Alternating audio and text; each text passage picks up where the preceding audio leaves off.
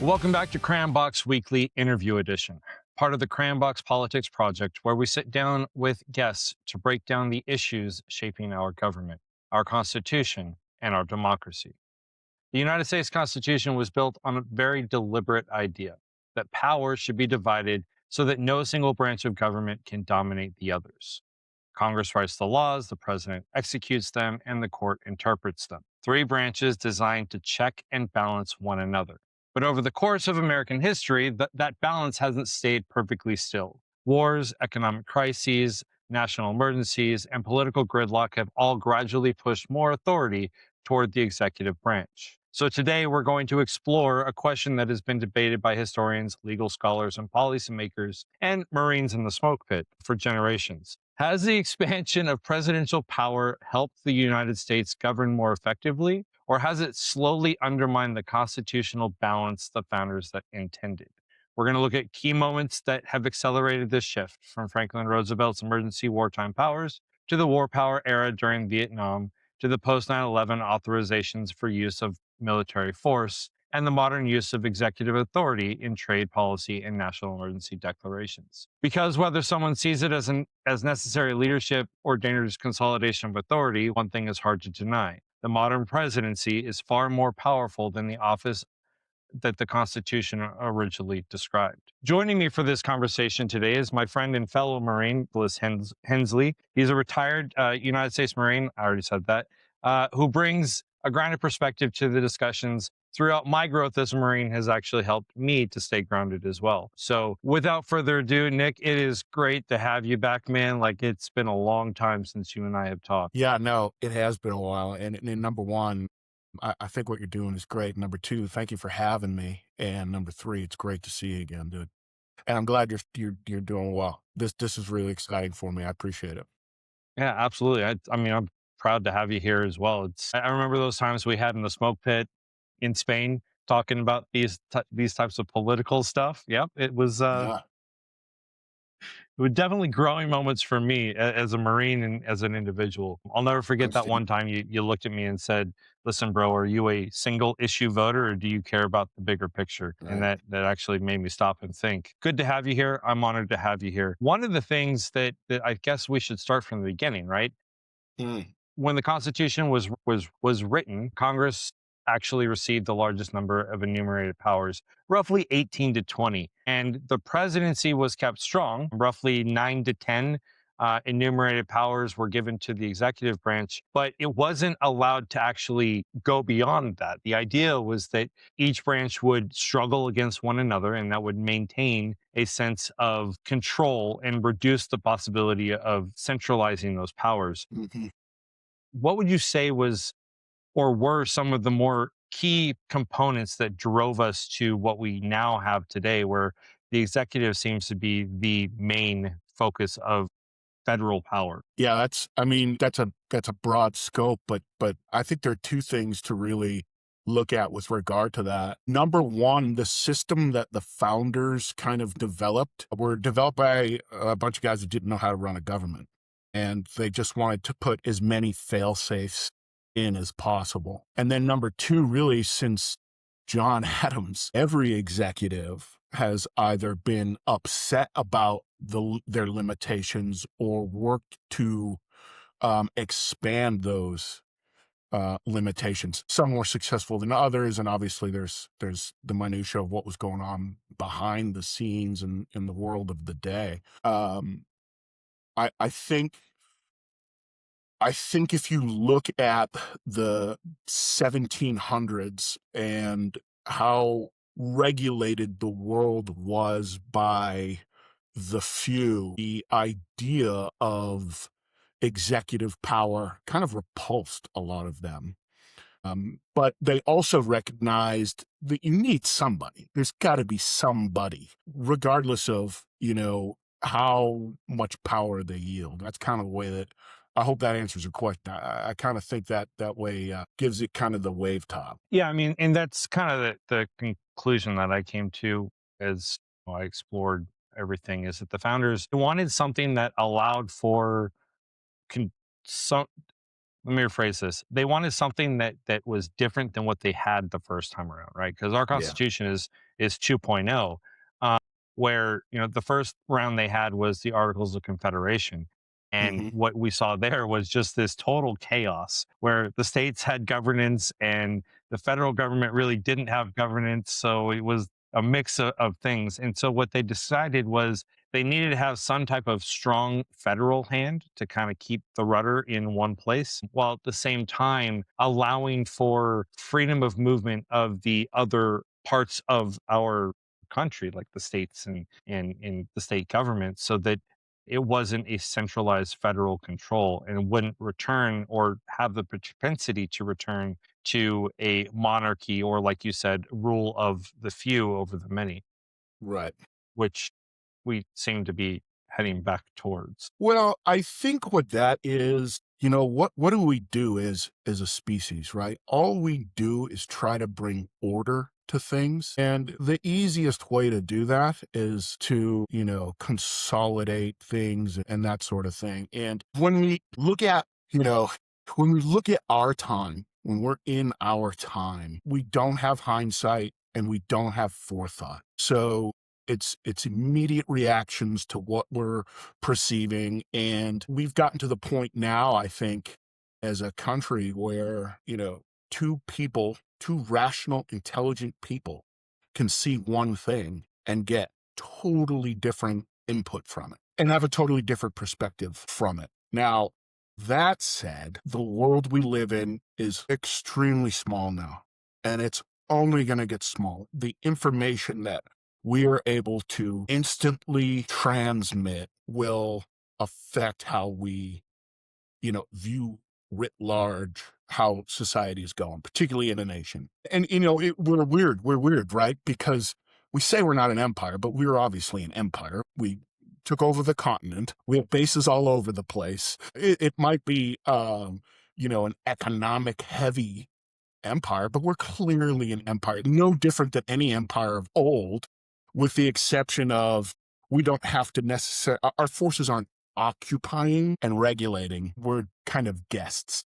That's really the biggest difference, in my opinion. Yeah. So what I guess I mean, we've got to start somewhere, right? When it comes to that, right? We developed that military presence out of World War II for the most part, largely 100%. because we were the predominant military power that had survived the war. We were the only thing not burned to the ground.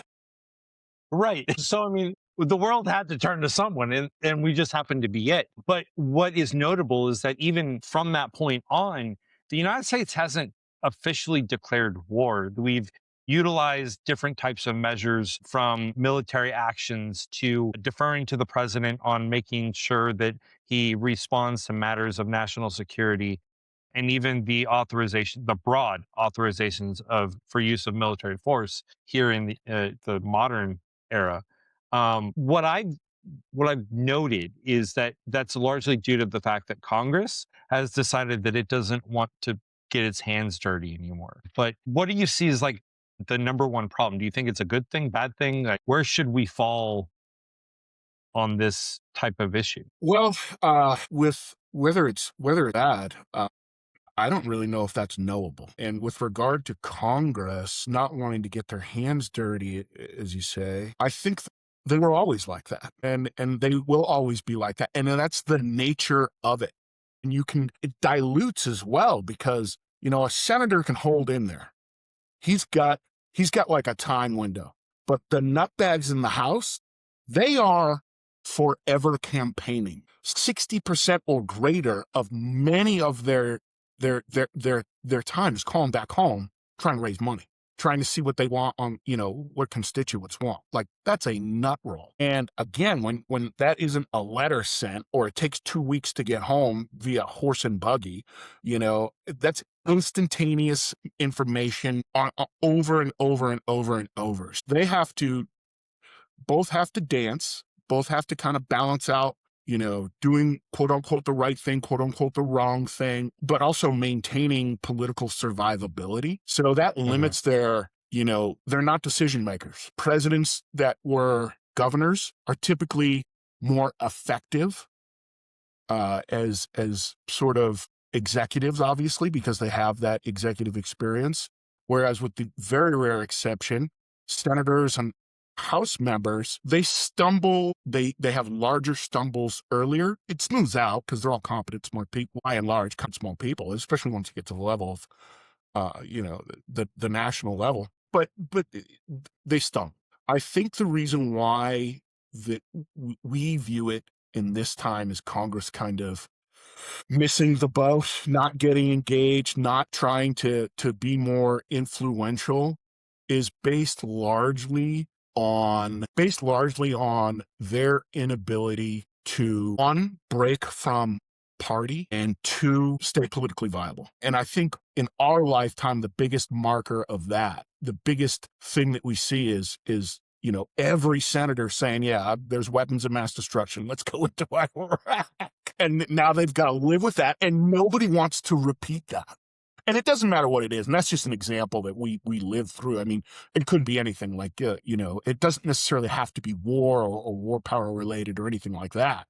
But politicians are very scared about it. Everything lives forever now in a way that is unique to human history, in a way that can be weaponized in a surgical way that's just, it's on tape. Like, you see it. You can't say, oh, that paper printed something, misquoted me. Like, no, we see it. But I mean, is that a valid excuse for shirking constitutional duties?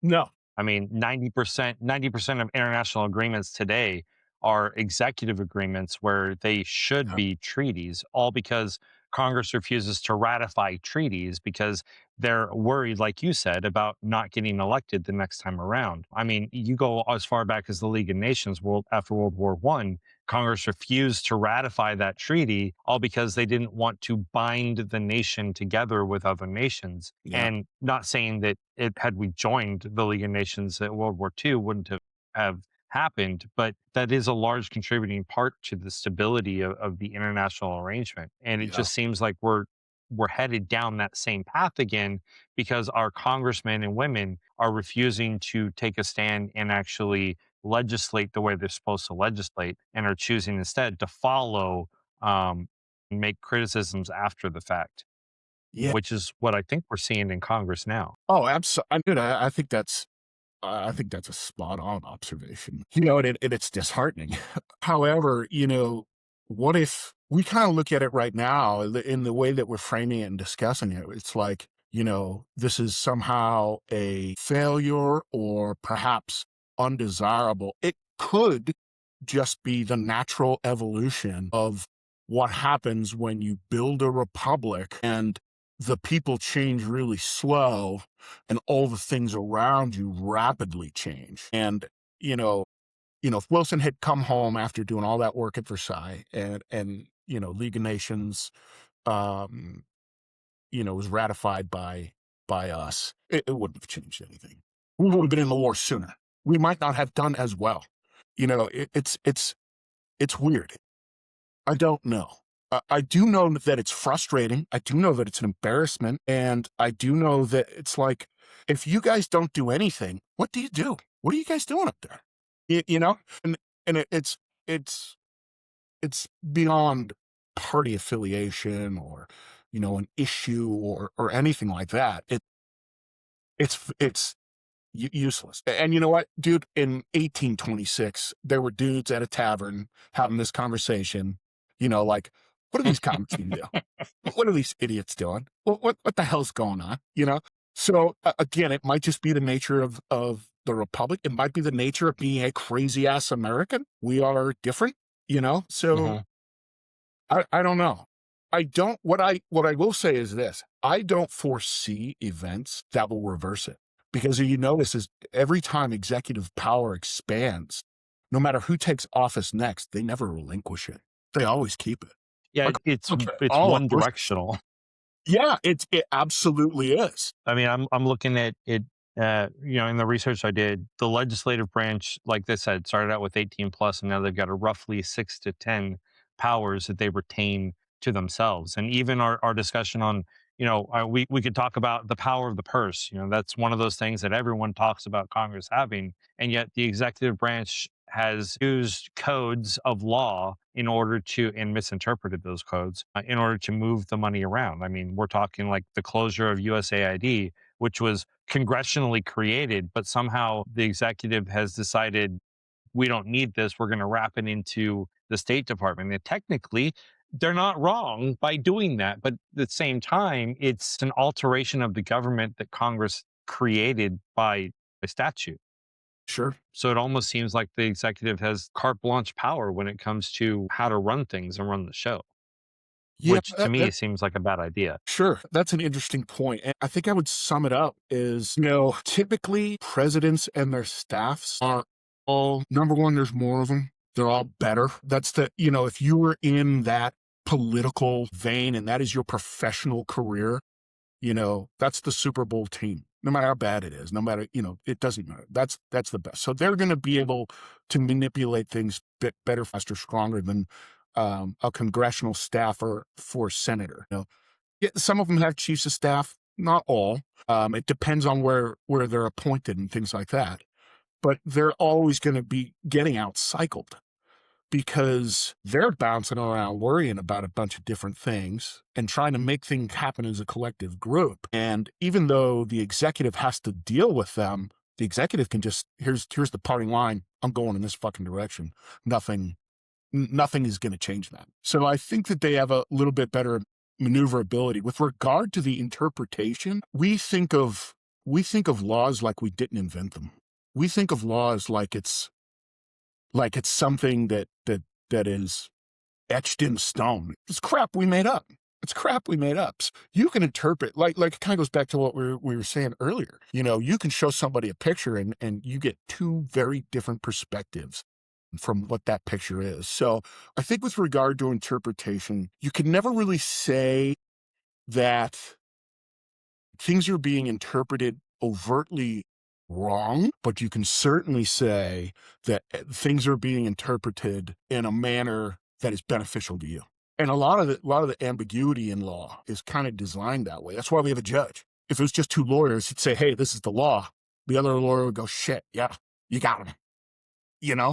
The judge has to interpret that, So I think that's kind of an interesting dynamic associated with it. And it's all weird stuff. And what I think we're going to find, and it's a sad state of affairs, but what I think we're going to find is everything will get dumbed down. Everyone will try to simplify everything. Everyone will try to Amazon everything. Instantaneous, all these sorts of things. And that is not how this is designed to be. It's supposed to suck. It's supposed to take a long time, and it's supposed to be very, very deliberate. So there's a lot of conflicting factors associated with that in the political ecosystem of the modern. Right. I mean, you mentioned the whole being outcycled by the executive branch, which is 100% true. I mean, when you have a small staff focus on everything and a large staff with different focuses depending on where they're at, that's going to happen. But at the same time, for me, the way I look at it is the executive branch should not be executing beyond the limits and the scope that is assigned to them by the Constitution and by Congress. And they shouldn't even be setting policy. What they should be doing is executing the policy of the people, which is set by Congress. Right. And then you brought up the judiciary and why we have judges. Well, it even seems like judicial review is getting eaten up by the executive branch as well, where they make an interpretation and that's what they go with, unless they get smacked by the Supreme Court, which is happening less and less and less and less as we progress as well. So it almost seems like the executive is swallowing the other two branches as time goes on. Yeah. That's an interesting sort of perspective on it. I do not disagree. And I'll be honest with you. I think if the executive doesn't try to do that, if the executive doesn't try to push that envelope, it's going to set a tone that, one, I don't intensely believe in what I'm saying. And two, I'm kind of being lazy. And I think there's aspects of that too, because any kind of political animal at that level has got to be perceived as, everyone wants to be the next George Washington. Everyone wants to be the next Abraham Lincoln. None of them will do it, but they all think they are. And It's interesting when you think about it like that. Yes, the executive should be regulated and Congress. But I mean, I don't think that that's an Well, I mean, that's how God. that's what the founding fathers set up, right? They wanted the Yeah. branches to fight and struggle with one another over power, because when that happened, there wasn't a consolidation of power because no one wanted to concede their own rule. But it almost, like, I'm telling you, man, like every single time I look at Congress and I'm like, why aren't you doing what you're supposed to be doing? And they consistently defer all the way back to the executive. It's always, hey, the executive, the executive, the executive, and never any type of action that is really substantial. Yeah. And I get the argument, oh, well, it's expediency, it's efficiency. Like the president has to be able to have the ability to respond to a fluid environment. But Jesus Christ, like there has to be a point.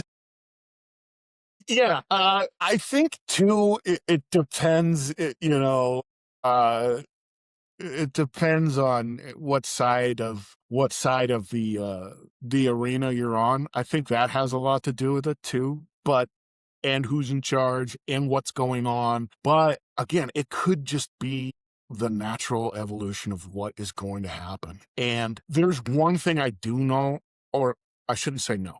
There's one thing that I do hope. Number one, I don't think we're at a tipping point yet at all. I think that if we do get to a tipping point where, say, one of the three branches in the check and balance system is completely obliterated, we will self-correct. We will see that. We will self-correct. Enough people will be like, yo, this is ridiculous. We've self-corrected out of a lot of problems as a nation and as a system of governance, more importantly. Systemically, we are not great, but better than everything else at self-regulating. And you could argue that not adopting the League of Nations was an act of that self-regulation. That was where the executive, Woodrow Wilson wrote that shit. He ran Versailles and he toiled over it. And they basically gave him, middle finger. Again, it wouldn't have mattered what was coming next, but it did, that was a pretty big check and balance, and we're not doing anything as epic in scale as, what Woodrow Wilson was doing with Baton and all them, but it's interesting. And I think that it could be a natural, when I say a natural evolution, it will settle, right? And we might find the perfect balance. It might have been out of whack because, again, the founders didn't know how to form a government, how to run a government. They just didn't know. It was very, very new ideas. We need to assume, I think, in any kind of argument that we know what we're doing. We're going to be okay as long as enough people are engaged at a level required to maintain this. I know that's kind of like a word salad answer, but I think that's really, if you look at like political involvement of Joe Blow, most guys aren't into it like us. I don't know very many people who are really into it like us, just normal folks, right? But there are times and periods where things are happening that are so significant that population rises rapidly. And that has always sort of coincided with times of great domestic turmoil, if you will, So I would argue against your framing, because of the fact that what I have seen in the communications that I've had with people that aren't you, they focus on the wrong things, right? Like there's discussion of, oh, well, the president can fix this, the president can fix that. Everyone seems to think that the president is the answer, but no Mm, one seems to understand that the Congress is the true power behind everything. yeah, And even still, if you go further down, the voter is the power behind everything. And so correct. when we have a voter base that is disconnected and refuses to participate, a Yes, voter base that is uninformed enough to believe that the president runs the show and does not, and because of that, they don't participate in anything beyond presidential elections, and then claim that the the whole electoral college is somehow this great evil that has been done to us as an Yeah. American people. Yeah. When you break it down, what concerns me is I don't know that when we do hit that tipping point, if we will self correct this time around, because I don't think that the people are at the level where they can facilitate that self correction. Sure. Yeah. I think it would be an event so drastic, so impactful to the 80% that they would suddenly get engaged. They might not be the most informed folk, but they would get engaged. And I think the problem that we see where most voters vote for the president, but maybe not their senator or their representative or their state offices, which are super important, and local Hmm. offices. You see kind of a spike in local, but the fudge is the state to the federal below the presidency. That's where you see the most, nobody gives a shit. And it kind of goes back to us, what we were saying earlier. It's like, what do they do? Why bother? But that's the most common thing I hear is, why would I vote? Doesn't matter. They're going to do whatever they want anyway. So it makes sense that people who only vote for the presidency think that the presidency is going to, save them. Oftentimes there's like not necessarily like a cult of personality associated with the American president, but, you know, all the people who watched West Wing are middle aged now. We're all in the fight. All the people who watched, the goofy these presidential movies and the joy of the unipolar moment. Or that we also grew up kind of in the shadow of the nostalgia of when Kennedy was killed. Both the Kennedys. So we kind of have a glamorized view of what the presidency is and how effective they are, and uh, they don't understand the reality. It's like a war movie, dude. I can't watch war movies. They suck. They're stupid. They don't make any sense. They're unrealistic, and they're not entertaining to me. So you're right, and again, it goes to cult of personality, and not to dance on the landmine. The way that we are as a nation right now is galvanizing those ideas. We are dug in, we are on our team if we're engaged, and there's no breaking that right now. And I don't know what it will take to do that. And again, that might be what is normal. We don't know. We don't know if that's normal or not. All the decisions that led us to where we are today were made by people who have the same intellectual capability as folks like us who dissect it and talk about it and see it differently and perhaps am more passionate about it. But it was a natural evolution that happened. Nobody did this to us. We did this to ourselves. So that's beneficial. I think that that's how we will be able to back out of doing anything bad. We did it to ourselves. That's a lot easier to maintain. Canada didn't invade and send legions and legions and legions down and impose their system on us. Yeah. So it's very, Hmm. very different dynamic in that regard. But it's a shit show. It's a shit show. Yeah, I mean, I look at it from the modern executive branch, right? The Trump administration so far has issued, oh, I lost track at 200 executive orders in the 1 year that he's been in office for the second round. Yeah. But the things that are coming out do concern me because they tend to be an overbroad interpretation of the law, and they tend to be a continued centrification of powers, Yeah. consolidation of, that's the word I was looking for, Yeah. consolidation of powers. But what seems to me is, for me, and this is what I'm hoping will be the breaking point, is right now the Save Act is basically DOA in the Senate. It's not going to get anywhere. Thune has already told the president, hey, no, I'm not getting rid of the god Philip, the the filibuster. filibuster. Thank you very much. My brain shut down.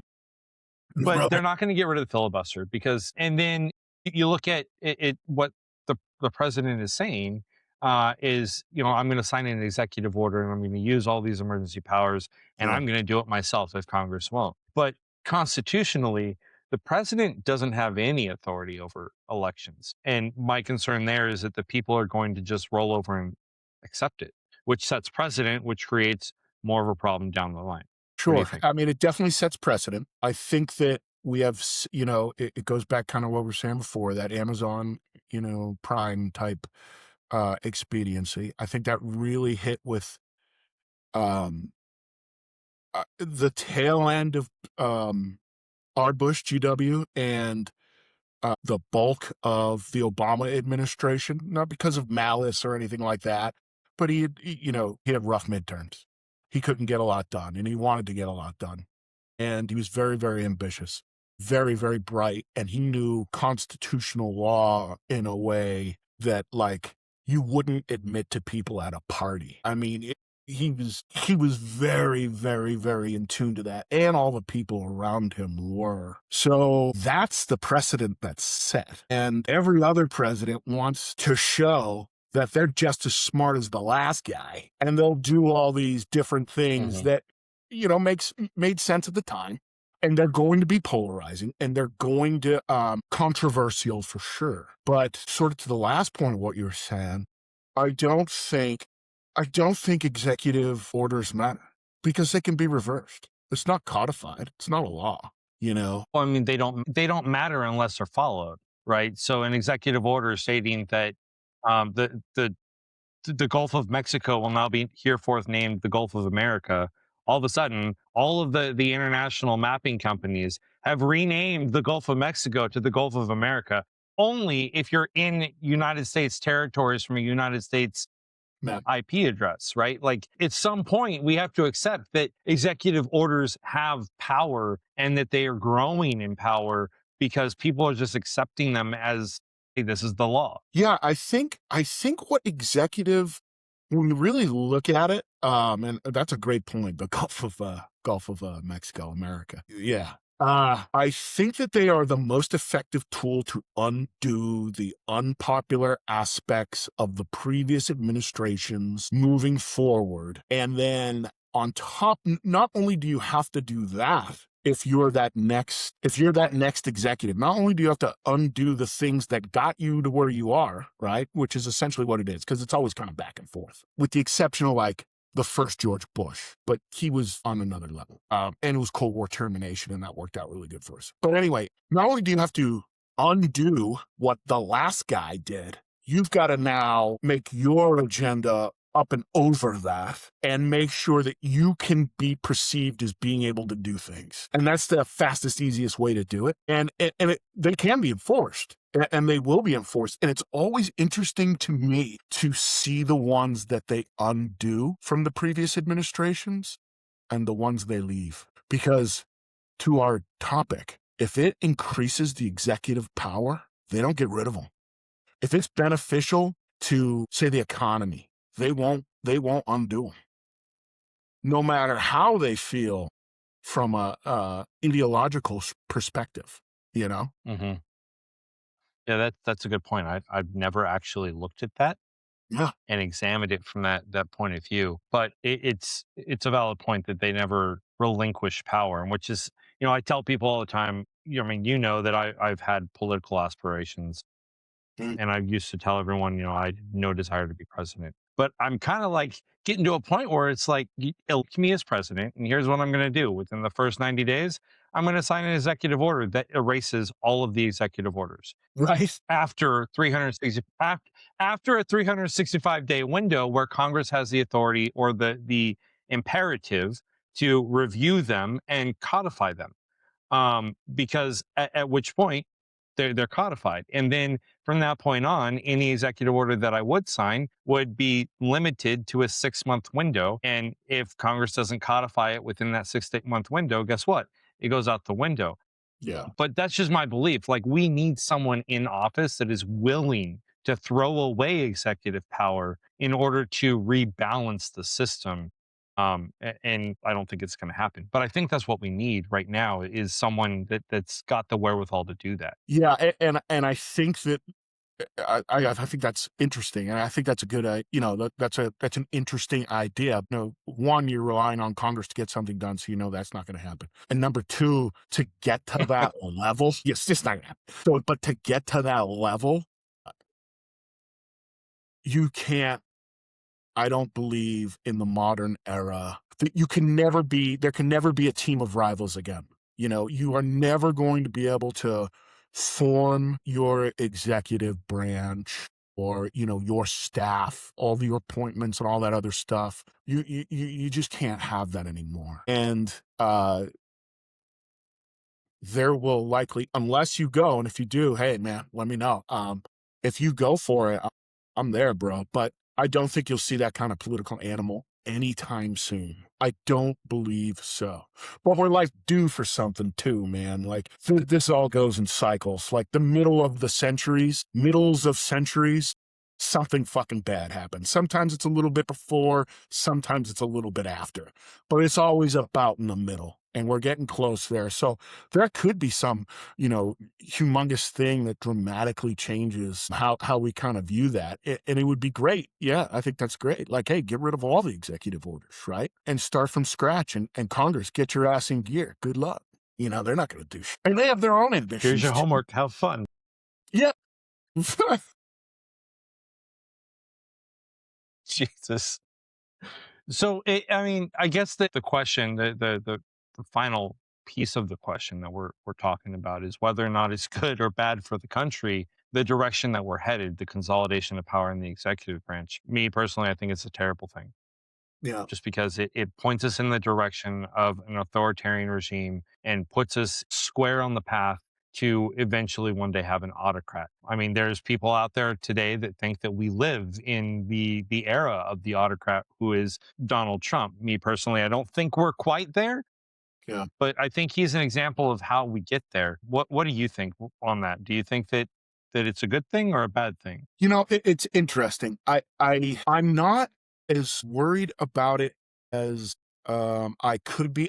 If I were diametrically opposed to the person in office, I could see that. If there is an autocracy that is created in the United States, it will not be a Democrat and it will not be a Republican. Those two camps are so well defined, so entrenched. It would be somebody who's speaking to 60% of the country, gets them all in line, some new form of party. And what that will come from is the resentment of the executive seemingly taking too much power, the loss of power to, the resentment about Congress not doing, just getting fed up. And then the lack of, judicial sort of, balance. That's how I could see that happening. And that's historically post industrial revolution, how humans have done it. You know what I mean? Hitler didn't seize power. He didn't take it. He was given it. And then he did reforms. Stalin didn't seize power. He just made himself so important that no one else knew what to do. Same thing kind of with Franco. So when we look at Putin, Putin didn't seize power. He just manipulated the system to a point that has not yet upset the overwhelming vast majority of Russians. And that won't happen in his lifetime. He will die in charge of Russia. No question, dude. No question. He will be the second longest ruler of the people of Rus. So I don't see a Democrat, long story short, I don't see a Democrat or Republican becoming an autocrat.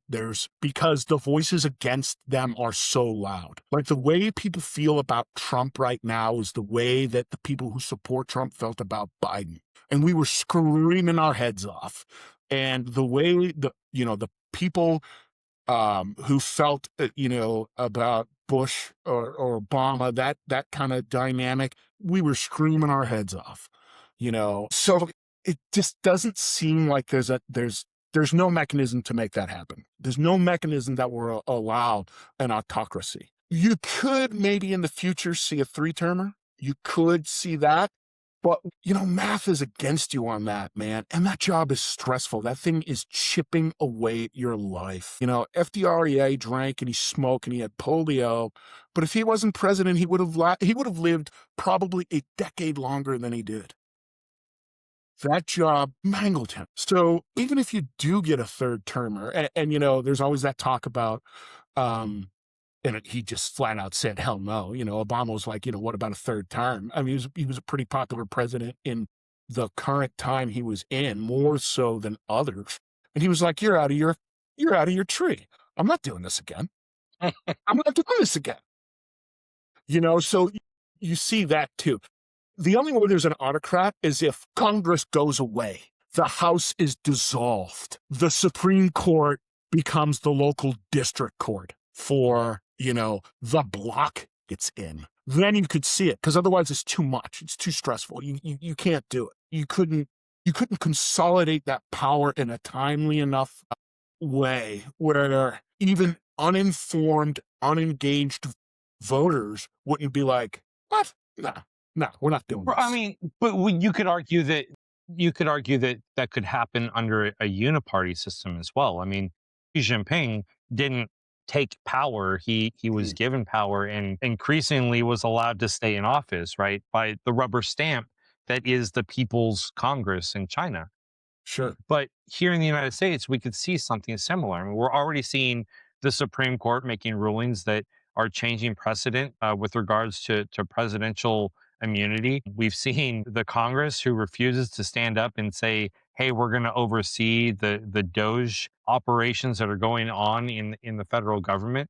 And they're just rubber stamping the fact that all those things went through. Hell, they're even rubber stamping the nominees. They're not really digging through the nominees and examining them and doing the proper oversight operations. So at Sure. the end of the day, I would argue that we don't need Congress or the Supreme Court to go away. We just need a scenario in which a singular party rises and takes control of everything, which is we're on that border as we speak right now. Oh, I see what you're saying. I don't even think we're close to the border. I don't even think we've assembled troops. I mean, I don't even think we've started doing rehearsals. I don't even think we've made a plan for that.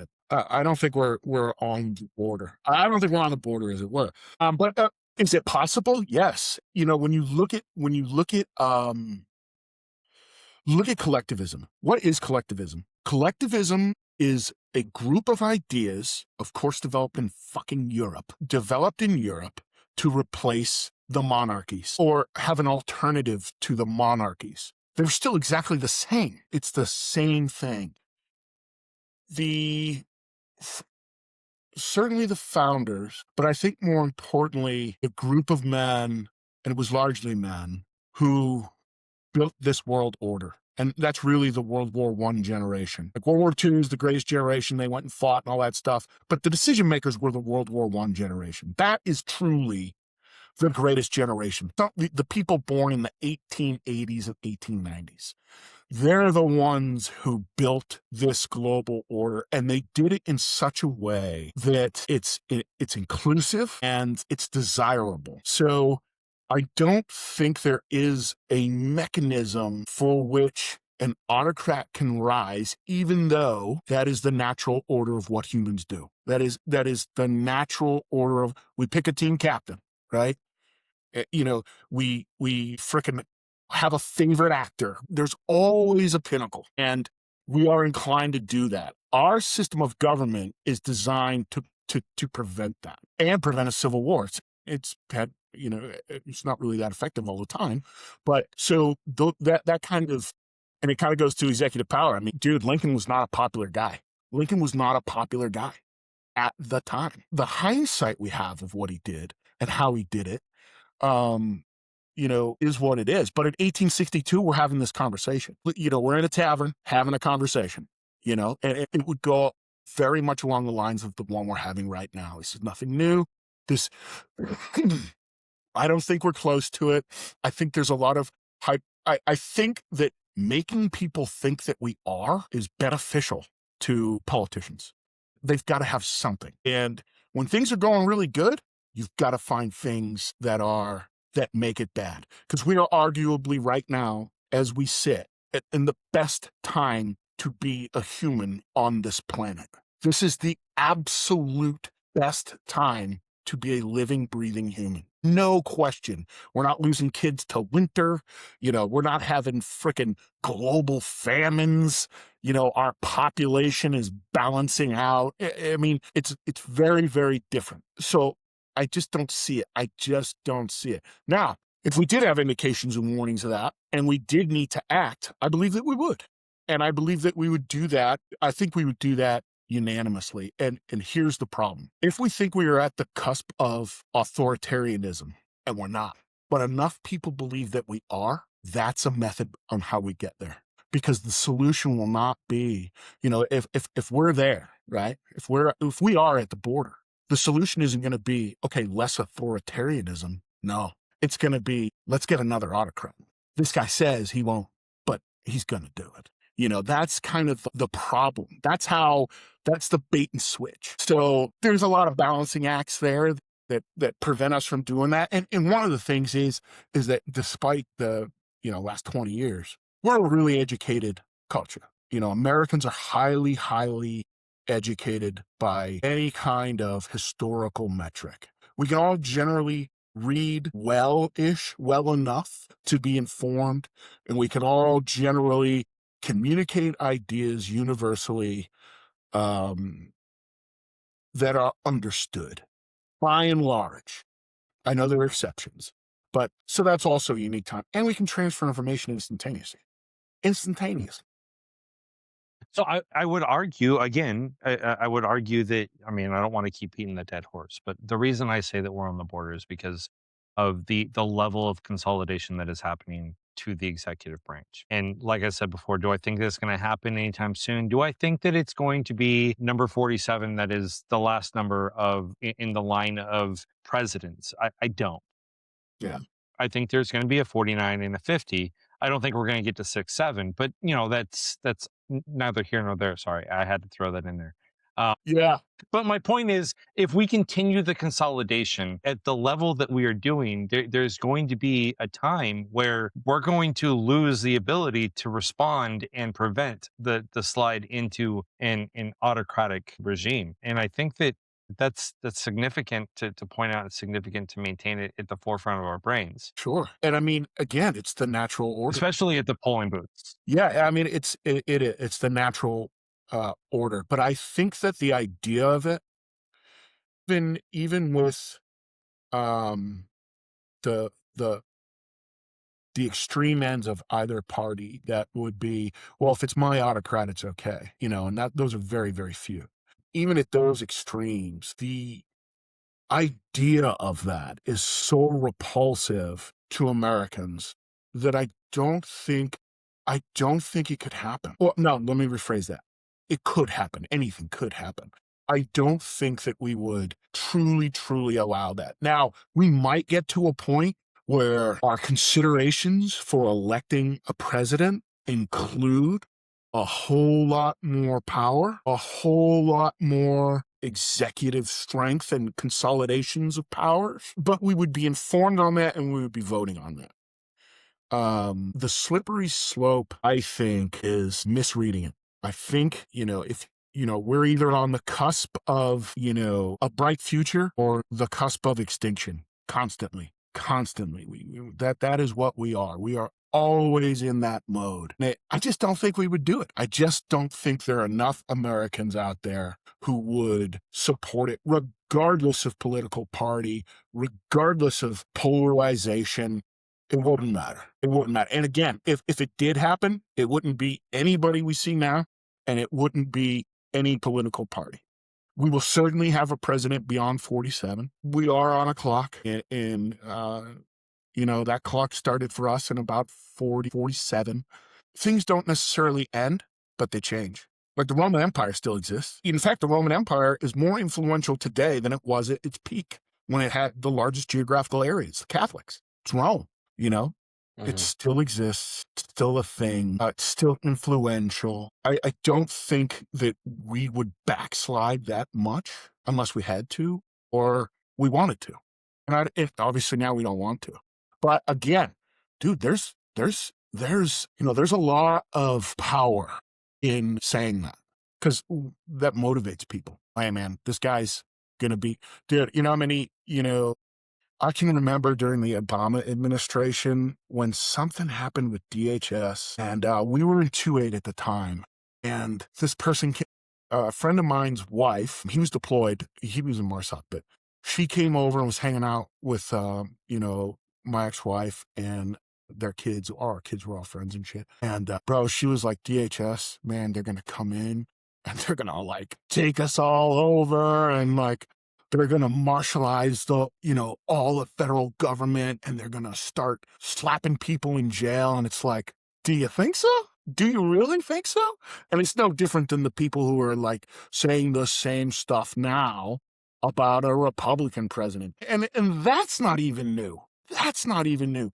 They were saying that shit about Reagan. Ronald Reagan. We look back on Ronald Reagan now. No matter how you felt about him politically, as, a jovial guy and all this stuff. Dude, New York Times and, all those papers and stuff, they were saying he was a fascist. He was crazy right wing.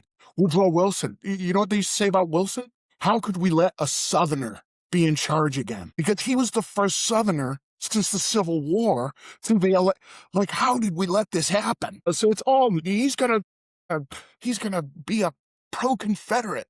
So it's nothing new. It's interesting, and it gets people engaged, and it gets people engaged at a level that they probably wouldn't already be in.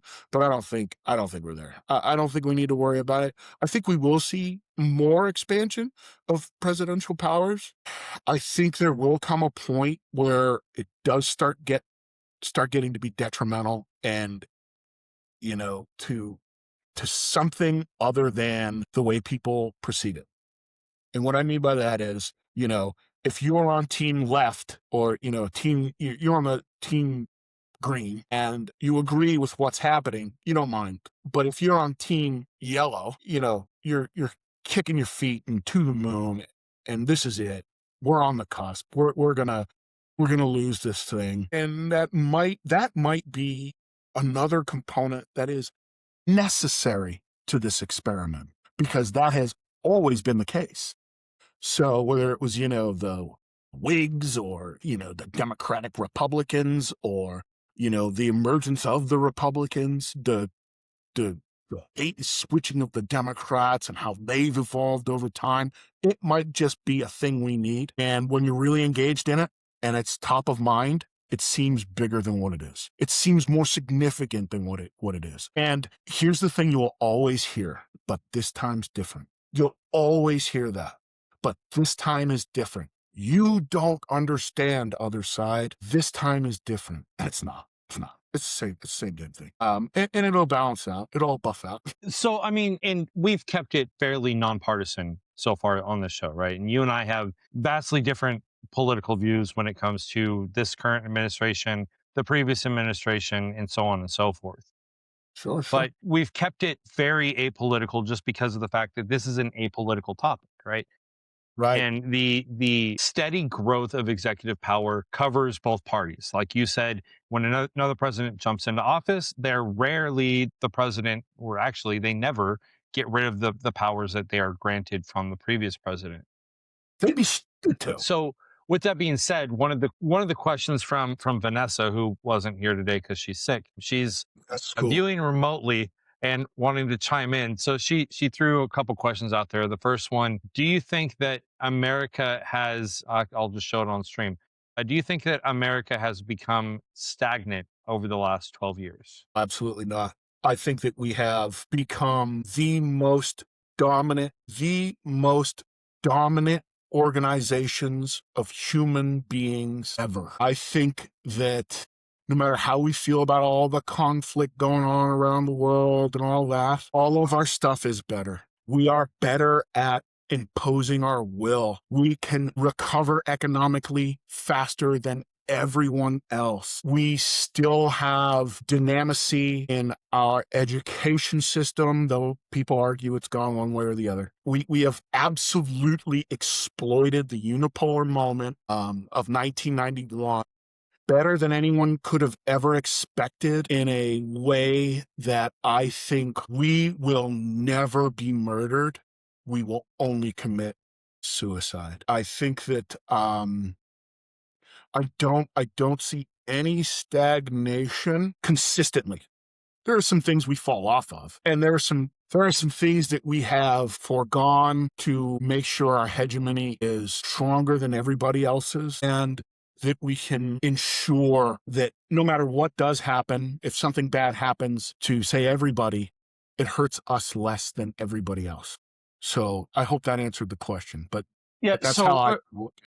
clarification from her. She said that when she says stagnant, she means that the administrations, we haven't really gone anywhere from the administrative point of view. They the Biden administration changed everything that the Trump administration changed and sent it back to Obama era, and then the Trump administration 2.0 came in and reverted all of that back to Trump 1.0 era. I think that's what she's speaking to, as far as like our policy really hasn't changed. We just keep bouncing back and forth between two That's a very interesting. extremes.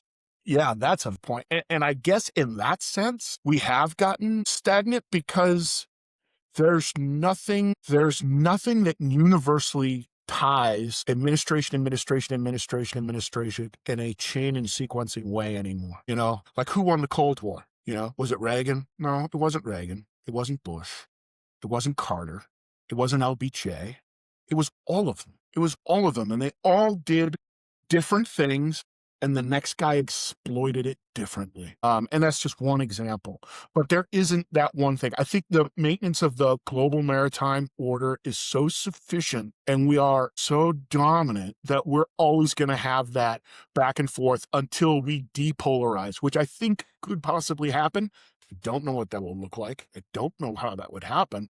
But we could depolarize a little bit. We kind of saw it after 9/11. We depolarized a little bit, kind of got on the same page. We were kind of going in the wrong direction, but we still got on the right page. We were still all on the same page. I don't think it's stagnant. I just think it's 2 steps forward, 1 step back, 1 step forward, 2 steps back, over and over and over and over. So it still gets some dynamicy, but it's a very good point. Let's say the next president is a Democrat, for the sake of argument. He's going to undo everything. And then he's going to lose the midterms. And then he's not going to get anything done. And, that is going to happen, right? If the next president is a Republican, he's going to lose the midterms. He's not going to be able to get anything done. It's just what's going to happen. And that makes the polarization enables them to make all these executive orders, because they prefer not to. You know what I mean? I'm sure they would prefer to have everything put into law. It looks good at the library when they retire. It looks good for their PR when they're doing speeches. It's a positive thing. Clinton was really good at it. But again, he was kind of exploiting the unipolar moment. Any president would have been effective in that time, I think. So it also has to do with that, the time and place, as much as it does the person and the ideas behind it. I don't think stagnant's the right word, but stupid. It's like that. It's like that. The snake eating itself, and it's just always going to regenerate. It's always going to regenerate. And that's kind of where we are. And that's because of the polarization. And that'll change. It will change. I mean, that hurts our ability on the international. Sorry. I think you're right there. I think it could. But I think that any effect that we would feel by not being in charge of the global maritime order would be, 1, instantaneous, and 2, every American would be like, whoa, whoa, whoa, whoa, whoa. Send the fucking Navy over there. You know what I'm saying? Like, get the Navy out there. We need this back.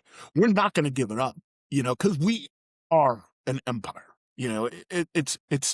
We're not an empire. We're a republic on a global scale, right?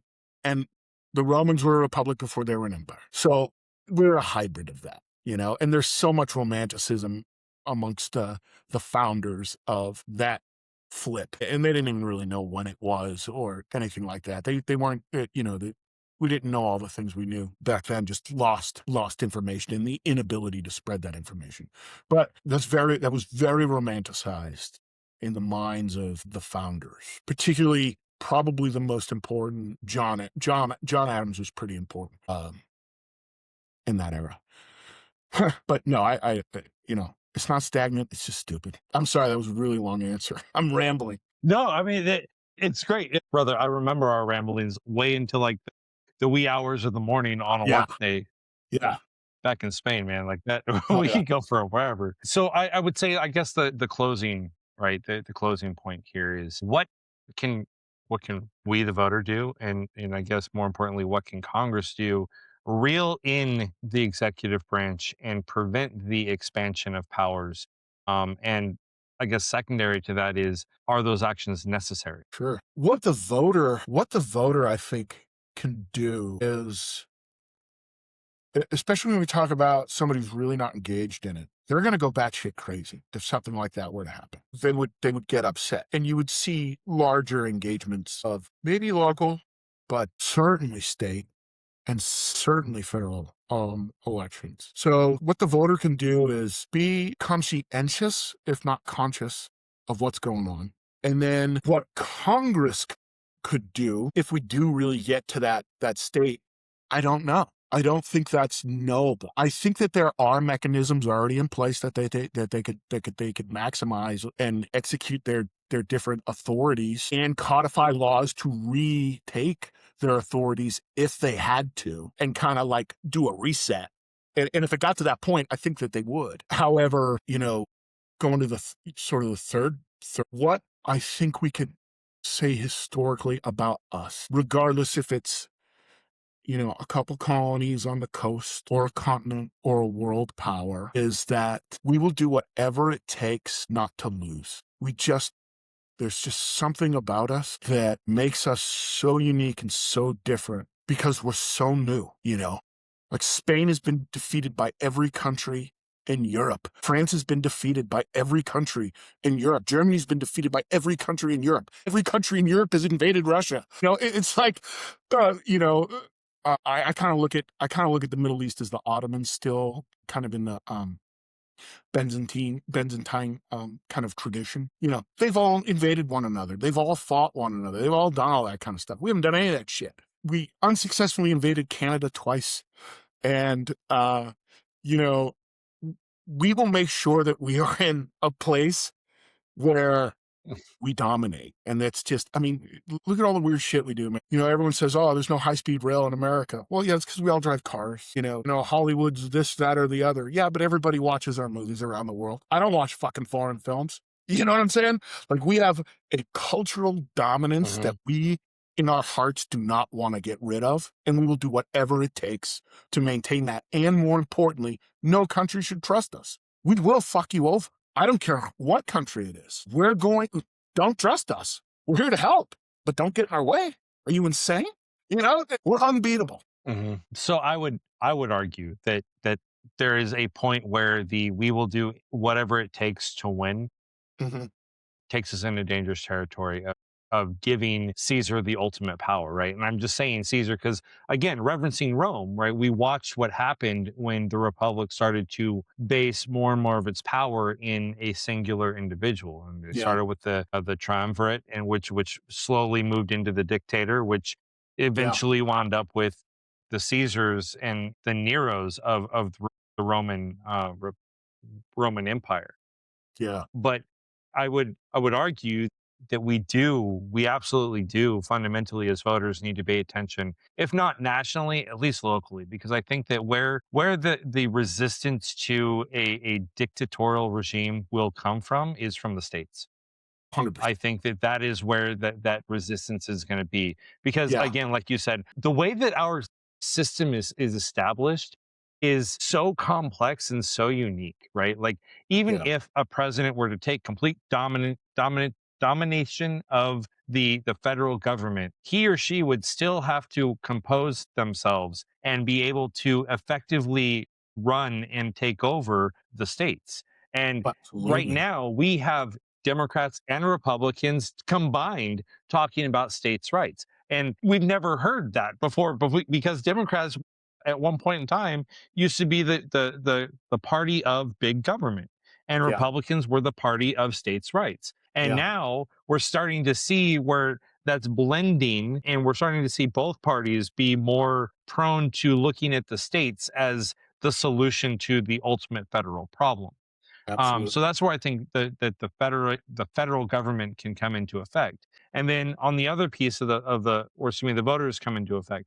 And on the other side of things, I would argue that I think that Congress needs to step the fuck up and they need to stop campaigning, which goes down a whole different rabbit hole of taking money out of politics, right? Right. And Right. putting the Congress members in their position where they need to be and doing their job the way that they need to be doing it. But that finance reform is a whole different conversation. But I think that once Congress starts to realize that they have more power than they think they do, they're going to be more prone to wresting that power away from the executive.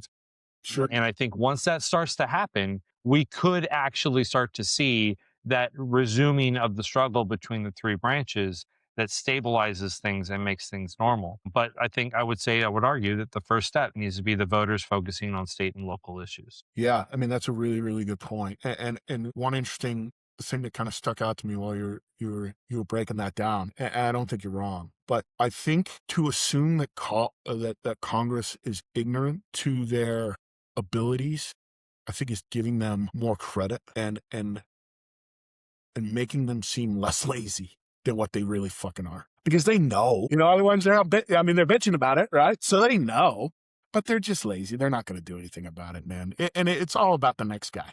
It's all about the next guy, the next guy, the next guy, the next guy. They're going to scream and pound because, President X is doing this stuff, but as soon as President Y comes into power, this is a benefit for us. We're going to use this and move it in a different direction. And it kind of goes to that, the chaining, the chains and sequences of what this experiment is. But no, those are all really interesting points. And, you mentioned earlier, we're being apolitical, but I think we're being more just realistic and scientific about how we're looking at these things, because at the end of the day, a government is just a technology. Doesn't matter what it is. It could be a monarchy, an empire, a republic, a democracy, whatever the fuck's going on in Russia, collectivism. It's all just a technology to bring order. And, we're fumbling through it, dude, as we hurl through space around a hydrogen bomb. Frightening. That's a great way to put everything into perspective, right? Well, at the end of the day, Yeah. Yeah. I'm super stoked that you came on the show, and I would be absolutely honored to have you back on at another time. Maybe we can even Awesome. bring you on to the live at some point. Thank you, brother. The honor's mine. And again, number one, great seeing you again. Good talking to you again. Glad our beards are both fucking looking legit. But congratulations. And I know that this is probably A, not easy to do, and B, maybe not the most convenient thing to do, but it's great that you're doing it. And it was my absolute privilege. And you say when, bro, I'm there. To the listeners, if you like this conversation, please throw your thoughts, your inputs into the comments. We'd be glad to respond to those. And as always, stay engaged, stay informed, and always color outside the political line.